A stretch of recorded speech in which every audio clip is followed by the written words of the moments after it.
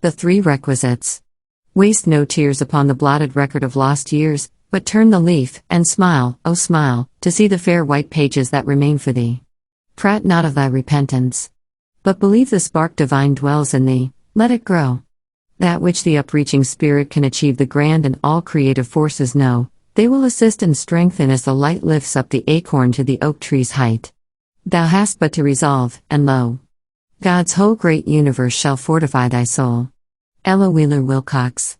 Sometime today or tomorrow, or next month, in practically every commercial office and manufacturing plant in the United States, an important executive will sit back in his chair and study a list of names on a sheet of white paper before him.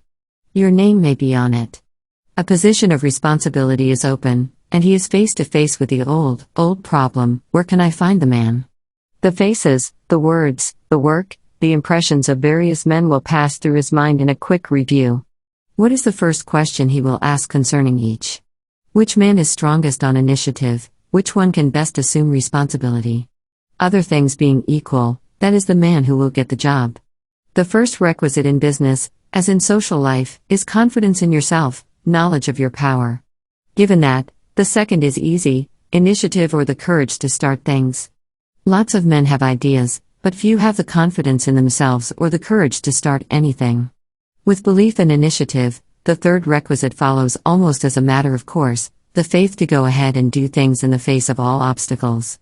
"Oh, God," said Leonardo da Vinci, "you sell us everything for the price of an effort." Certainly, no one had a better chance to know than he.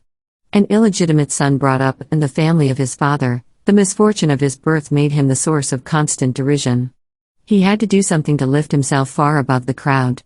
And he did. For the price of an effort, he became the greatest artist in Italy, probably the greatest in the world, in a day when Italy was famous for her artists. Kings and princes felt honored at being associated with this illegitimate boy. He made the name he had no right to famous for his work alone. "Work out your own salvation," said Paul. And the first requisite in working it out is a knowledge of your power. Every man of us has all the centuries in him. Morally, all the ages behind you have bequeathed you stores of abilities which you are allowing to lie latent. Those abilities are stored up in your subconscious mind. Call upon them. Use them. As Whittier put it, all the good the past has had remains to make our own time glad. Are you an artist? The cunning of a Da Vinci, the skill of a Rembrandt, the vision of a Reynolds is behind those fingers of yours. Use the genie of your mind to call upon them. Are you a surgeon, a lawyer, a minister, an engineer, a businessman? Keep before your mind's eye the biggest men who have ever done the things you now are doing. Use them as your model.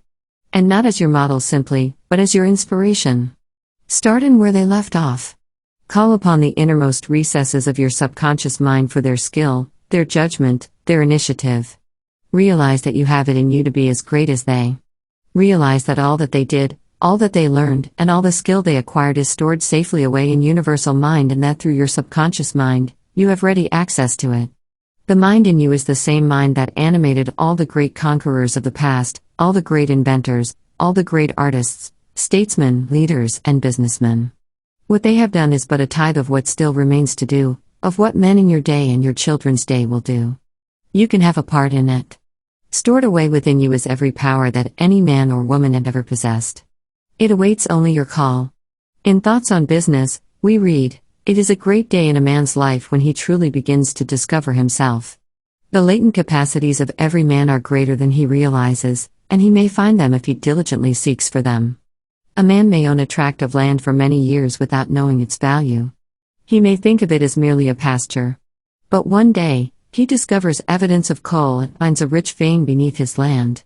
While mining and prospecting for coal, he discovers deposits of granite. In boring for water, he strikes oil. Later he discovers a vein of copper ore, and after that, silver and gold. These things were there all the time, even when he thought of his land merely as a pasture. But they have a value only when they are discovered and utilized.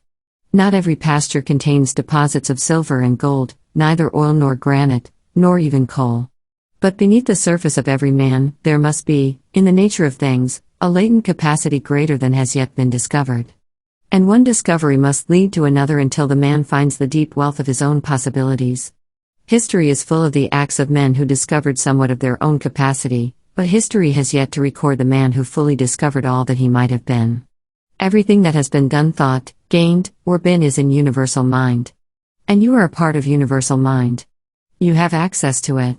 You can call upon it for all you need in the same way you can go to your files or to a library for information. If you can realize this fact, you will find in it the key to the control of every circumstance, the solution to every problem, and the satisfaction of every right desire.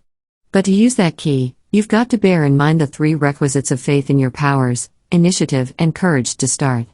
Who would stand before a blackboard, says science and health, and pray the principle of mathematics to solve the problem? The rule is already established, and it is our task to work out the solution. In the same way, all knowledge you can need is in universal mind, but it is up to you to tap that mind.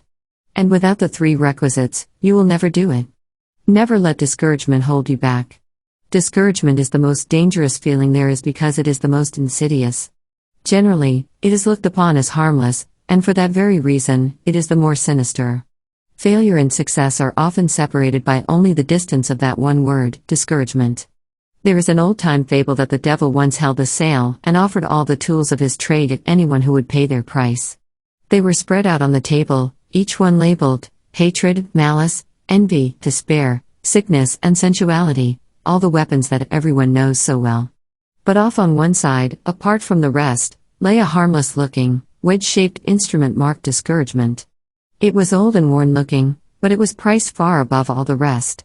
When asked the reason why, the devil replied, "Because I can use this one so much more easily than the others.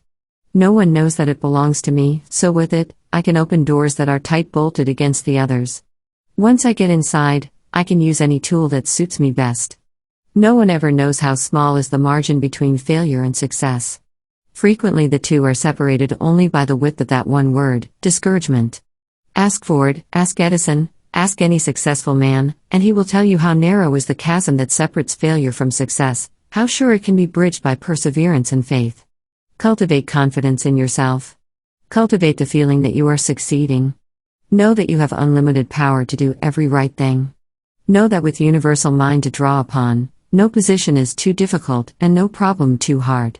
He that believeth on me, the works that I do shall he also do, and greater works than these shall he do. When you put limitations upon yourself, when you doubt your ability to meet any situation, you are placing a limit upon universal mind, for the Father that is within me, he doeth the works.